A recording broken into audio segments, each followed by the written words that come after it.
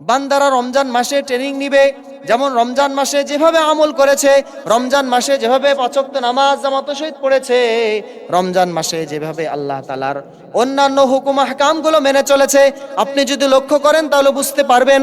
রমজান মাসে কেউ যদি মিথ্যা কথা বলে, রমজান মাসে কেউ যদি গান শোনে, রমজান মাসে কেউ যদি কোনো গুনাহের কাজে লিপ্ত থাকে, আমরা বলতে থাকি আরে রমজান মাস, রমজান মাসে এসব করা যাবে না, রমজান মাসে গান শোনা যাবে না, রমজান মাসে কোনো গুনাহ করা যাবে না, রমজান মাসে ওজনে কম দেওয়া যাবে না, বিভিন্ন ধরনের গুনাহ থেকে আমরা কিন্তু নিজেকে বাঁচিয়ে রাখি। কারণ রমজান মাসে যদি গুনাহ করি আর রোজাও রাখি, তাহলে সারাদিন না খেয়ে থাকা ছাড়া আর কিছুই হবে না। রমজান মাসে রোজাও থাকলাম আবার গুনাহও করলাম, তাহলে রমজান মাসে শুধু না খেয়ে থাকলাম, এই না খেয়ে থাকা ছাড়া আর কোনো কিছুই আল্লাহ তাআলার কাছে পাবো না। কারণ রমজানের রোজাগুলো শুধুমাত্র না খেয়ে থাকা নয়, রমজানের রোজা প্রত্যেকটা অঙ্গ প্রত্যঙ্গে রয়েছে। আপনি হাত দ্বারা কোনো অন্যায় কাজ করলেন, হাত দ্বারা আপনি কোনো অন্যায়ভাবে কোনো কিছু লিখলেন, অন্যায়ভাবে কোনো কিছু হাত দ্বারা পাশ করে দিলেন, এই হাতের রোজা আপনার নষ্ট হয়ে গেল।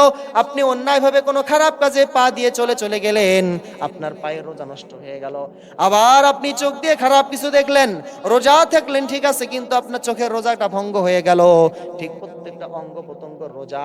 যদি আপনি রমজান মাসে প্রত্যেকটা অঙ্গ প্রত্যঙ্গকে যদি হেফাজত না করতে পারেন, গুনাহ থেকে যদি বাঁচাইতে না পারেন, তাহলে শুধু আপনি না খেয়ে থাকাটাই আপনার হইল, বাকি অঙ্গ প্রত্যঙ্গ রোজা আপনার হইল না। এই জন্য আমরা রমজান মাসে বেশি করে চেষ্টা করি কি, সমস্ত গুনাহ থেকে বেঁচে থেকে নিজেকে পবিত্র রাখার চেষ্টা করি। এবং অন্যান্য মাসে যে গুনাহগুলো আমরা করতাম, রমজান মাস আসলে আমরা সেই সমস্ত গুনাহ থেকে অনেকটাই দূরে সরে আসি। এই জন্য আল্লাহ তাআলা বলতেছেন লাআল্লাকুম তাত্তাকুন, বান্দা রমজান দিলাম কি কারণে দিলাম, তোমরা যত করে পরহেজগার মুত্তাকি হতে পারো, এই জন্য রমজানকে তোমার জন্য দিলাম।